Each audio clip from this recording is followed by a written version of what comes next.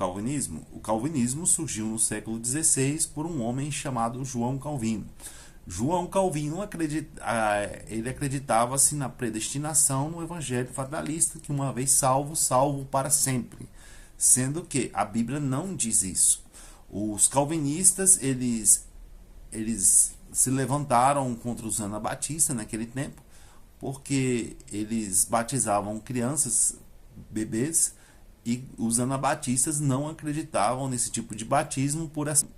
Eles não acreditam, né, meus irmãos, não acreditavam em relação aos anabatistas, porque os anabatistas, eles não acreditavam também na predestinação, tá, meus irmãos? E nós vemos que o certo hoje não existe a predestinação.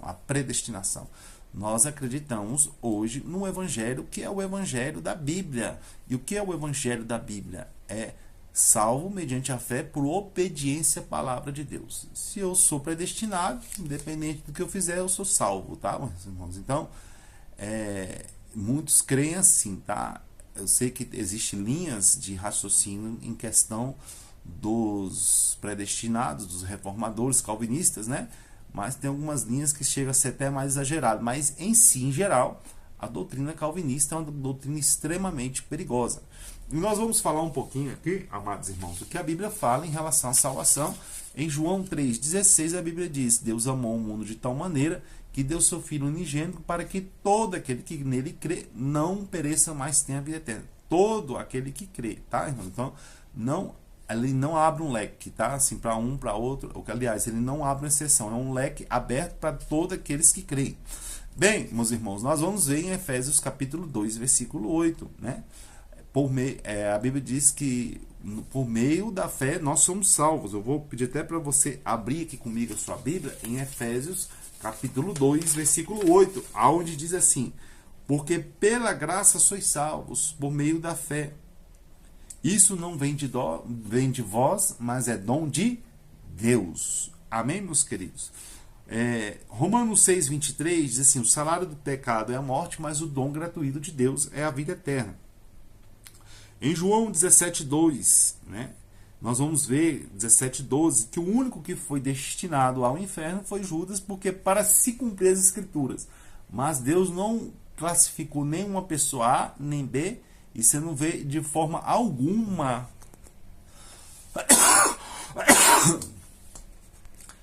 ele citando o nome de pessoa A, pessoa B para a salvação, tá, irmãos?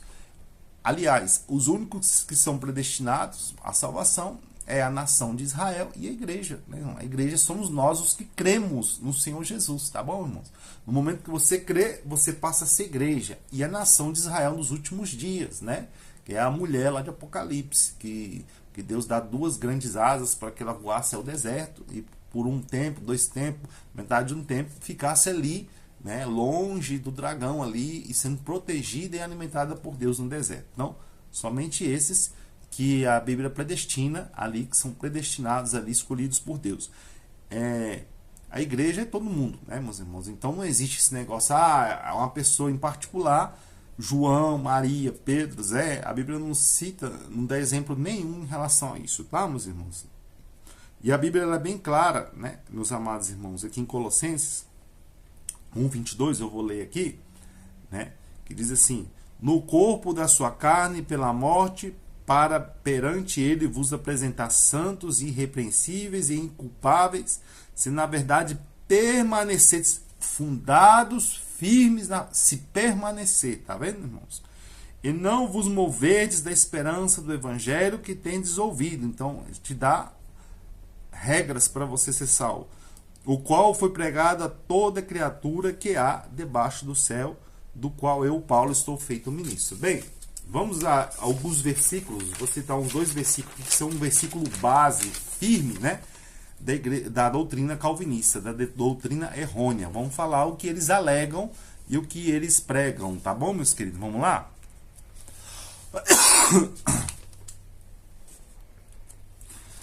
Então vamos lá, meus queridos. Em Romanos capítulo 8, versículo 30, eles alegam, eles usam essa passagem de Romanos 8:30. E aos que predestinou, a esses também chamou. E aos que chamou, a estes também justificou, e a estes também glorificou. Ó, e aos que predestinou, a estes também chamou. Muitos são chamados e poucos escolhidos.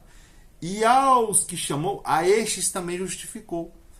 Então, se fosse predestinado, meu irmão, não haveria justificação, né, meus irmãos? Então, nós somos justificados pelo sangue de Jesus mediante a fé no Filho de Deus, tá, meus irmãos? Então, para mim ser predestinado, né, começa na ordem, né? Primeiro o predestinado, ele é chamado, porque a Bíblia fala, aos que predestinaram, a estes também chamou. Primeiro chamou e depois justificou, e para depois eles passarem, né, a fazer parte dos predestinados. Quem são os predestinados? A igreja do Senhor. Tem dúvida, povo de Deus, povo abençoado? Vocês têm dúvida, calvinistas, reformadores? E olha o que os calvinistas, um grande erro deles. Atos 13:48, né?